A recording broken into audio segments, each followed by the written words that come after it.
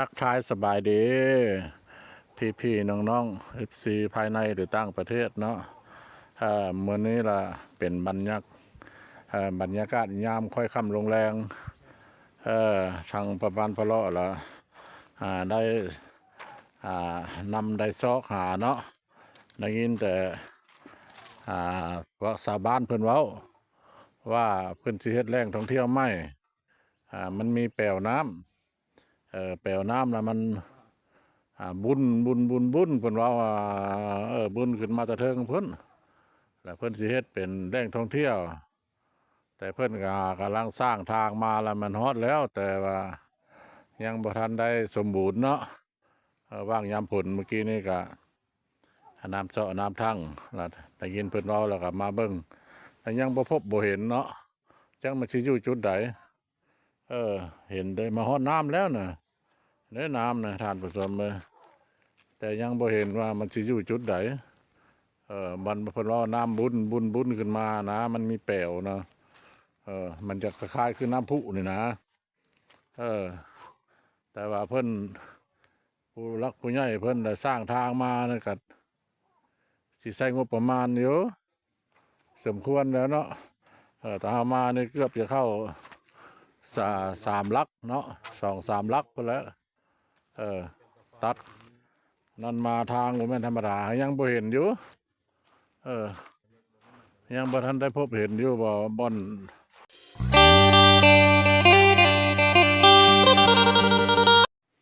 นะซีเมนต์อันนี้บ่รู้ตัวใดเนาะเพิ่นห้องว่าวังแป๋ววังแป๋วแล้วมันเป็นน้ำบุญเพิ่นเลยเฮ็ดแหล่งท่องเที่ยวมาหากแต่ว่าเรื่องเลิกละเลิกน้ำนะเบิ่งน้ำนี่นะเลิกหากแต่ว่าหอมมันสิเฮ็ดเป็นบ้านท่องเที่ยวเป็นบ่เนาะมันบ่มีอันดึงดูดเนาะมันบ่มีดึงดูดคือถ้าฝรั่งยังว่ามันตำนานมันแต่เขาสมัยตะกี้ตะก้อนมันก็กว้างท่าฝรั่งนะก็ฟังฝรั่งก็จะน้ำโดนคือเดียวนั่นแหละหากอยู่พ้นไตพ้นอันนี้ก็น้ำโดนคือกันแต่ว่าทางเหนือพี่พอบ้านพะเลาะนี่ตามหาเลยตามหาวังเป๋วที่อยู่เมืองใด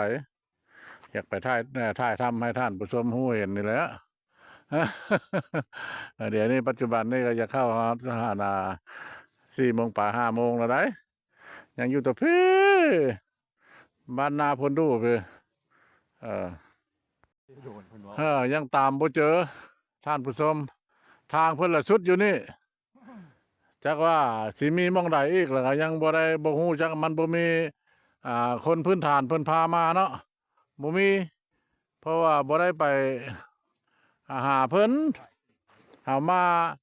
มาเดี่ยวรถมาพร้อมทีมงานบ่เห็นนั่นแหละน้ำละลาเนี่ยเนาะน้ำโดดเนี่ยแต่ว่ายังบ่เห็นกระโตแป๋วมันเพิ่นว่าน้ำมันบุญว่าป๊าบขึ้นมาอยู่ใส่เดินฮอดใส่ฮอดนี่บ่ จักแล้วยังว่าไผฮู้หรือว่าย่านพุ่นบ่ก็ยังบ่ฮู้แหล้วถึงเปิดโจ๊ะซ้ำนี้ก่อนบ่เอออันชาวบ้านเขาเว้าเออชาวบ้านเขาว่ามันเพิ่นสิเปิดแหล่งท่องเที่ยวใหม่มีขุนน้ำบุญคือน้ำพุเนี่ยนะแต่มาบ้านบืนมาแล้วยังบ่ได้เจอเนี่ยมันจักสิอยู่หม่องใดแท้ตามหาก็เด้อเอาตามพ่อบ้านพ่อเลาะไปเลยมันสิอยู่หม่องใดยังบ่เห็นท่านผู้ชมมาเห็นแต่มันเห็นแต่แม่น้ำเห็นแต่แม่น้ำแต่บนนี้ก็กว้างอยู่ป่าสลายคันละมานอนกินข้าวป้าแล้วถือโอเคป่าหลายลงอาบน้ำเท่านั้นแหละผมว่าโอ้ยบ่อาบน้ำอาบท่ากันเลยอันนี้นะมันยังเป็นประเภทว่าคือเดียวกับท่าบรรทอกยามปีใหม่แล้วลำลงมาลิ้นน้ำเอาโต๊ะเอาตั้งไปกินอยู่พุ่นนะเนี่ยยันในนั้นคันว่าสิเป็นเน็ตแรกท่องเที่ยวดึงดูดเอาอันนั้นละมันบ่มีเนี่ยวางแปวน้ำบุญน้ำรินกับยันซื่อมันซื่อเนาะป่าหลายท่านผู้ชมเลยป่าหลายโอ้ยได้ฮู้มามากินข้าวป้าเนาะ มากินข้าวป้าแหละช่วงสิหาปูหาปลาคือสิได้ดีเออ ลงอาบน้ำลงอาบน้ คักบ่ป้าแป้ง ำทักนะโว้ยใจป้าผู้ เออ ปีใหม่แล้วปีใหม่แล้วเพิ่นเปิดมาเล่นกุดสงกรานต์นะ ไก่ป้า ฮะ ไก่ป้าบินขึ้นกินนี่ บ่โอ้มันไก่ป่านนี้มันก็มีแหล้วผีบ่ท้องคนบ่เที่ยวเลยห้อมผู้ห้อมผาอยู่พี่ ไก่บ้านคนได้จนเมื่อยขับรถมานึงหาก็ประจังไดฮอดมีอยู่ประมาณว่างอ่าประมาณ3-4 ลักพุ่นแหล้ว แย่กว่า ยันกว่าเนาะเออ มาบ่ได้ไหวยัง เออ เล็ก เออเออเออสิได้เก็บภาพให้ท่านผู้ชมผู้เห็นก็สิพอซ้ำนี้แหละมันยังบ่เห็นมันบ่ได้เอาพื้นฐานมานำขออนุญาตอันนี้มาเดียวเลย เออมาเดียว เดี๋ยวนี้ก็ค่ำแล้วนะสิเข้า5 โมงเรายังอยู่แต่เพื่อบรรณาพลดูท่านผู้ชมเลยเห็นคลิปอ่าของพ่อบ้านพะเลาะเนาะกรุณาได้กดกระดิ่งติดตามมาได้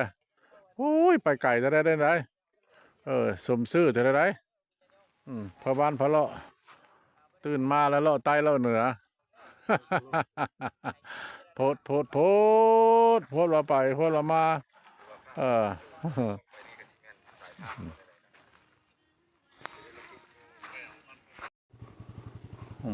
เอาขออนุญาตนำเด้อภาพมันมืดเพราะว่ามันค่ำแล้ว5 โมงแล้วอยู่ที่บ้านคนดูว่าเพิ่นสิเฮ็ดแหล่งท่องเที่ยวใหม่ล่ะตามมาเห็นทางเพิ่นรุดมาแล้วก็ตามเข้ามาเพิ่นว่าวังแป๋วขุนน้ำวังแป๋วแต่ยังพอได้เห็นท่านผู้ชมเลยก็เลยได้ถ่ายบริเวณนี่ละเนี่ยเสนอบริเวณสถานที่เพิ่นได้ดุดบ่อนเพิ่นสิปลุกเนาะปลุกกระท่อมนี่ละเพิ่นสิปลุกตู้ปลุกผามมันสิอยู่นี่ละผู้ผาอ้อมเลยหันไว้แล้วก็อยู่กวนแล้วมีแม่น้ำไหลมานี่ไหลมานี่ไหลเพื่อละลงพ้นลงพ้นละแม่น้ำจักสิมองได้วางแป๋วเพิ่นว่ามันมีแป๋วมีขุนแต่ยังบ่ได้เห็นเนาะเพิ่นก็ได้ดุดนั่นนี่ละดุดให้เป็นบ่อนจอดรถจอดรางได้มาเที่ยวแรกเนาะเที่ยวแรกแหกหมานก็บ่ได้ยังบ่เห็นบ่อนพบบ่อนหน้าประทับใจเนาะมีแต่เก็บภาพภูผาป่าไม้ธรรมชาตินี่แหละให้ท่านผู้ชมเบิ่งผู้ชมเห็นอยู่นี่อีกบนนึงแต่เพิ่นกำลังเริ่มเนาะเพิ่นลงทุนลงหอนสร้างทางออกมาแล้วประมาณ4-5 ลักแต่นั้นก็มาแต่ทางเข้าบ้านนาพนดูมาเนาะพอบ้านพาเลาะสิเก็บเป็นแต่ละญาท่านผู้ชมเด้อค่ำกับค่ำแล้วเนาะจำเป็นกกประชังพี่น้องกกยังใหญ่แท้ใหญ่งามแท้เนี่ยพ่ออยู่ตีนเรืออยู่ตีนภูตีนผาบ้านพนดูนาเสบ้านนาพนดูปัจจุบันนี้ก็ค่ำแล้วเราตามหาบ่อนแหล่งท่องเที่ยวเพิ่นเฮ็ดใหม่นะยังบ่เห็นเนาะบ่เจอบ่อนหวานคุณแป๋ว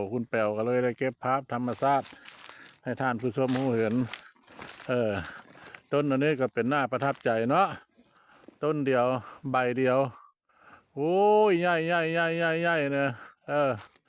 ต้นหยังท่านผู้ชม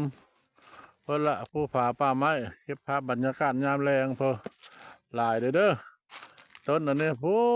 ตัวพุ่นก็แม่นเนี่ยตัวนี้ก็แม่นเพิ่นดุดทิ่มมือสงสัยยันเป็นป้าอยู่เนาะเพิ่นสร้างทางเข้ามาประมาณ4-5 ลักท่านผู้ชมเลยเอาการเก็บภาพเนาะบั้นบืนมาอยากให้ท่านผู้ชมมูเห็นก็คือ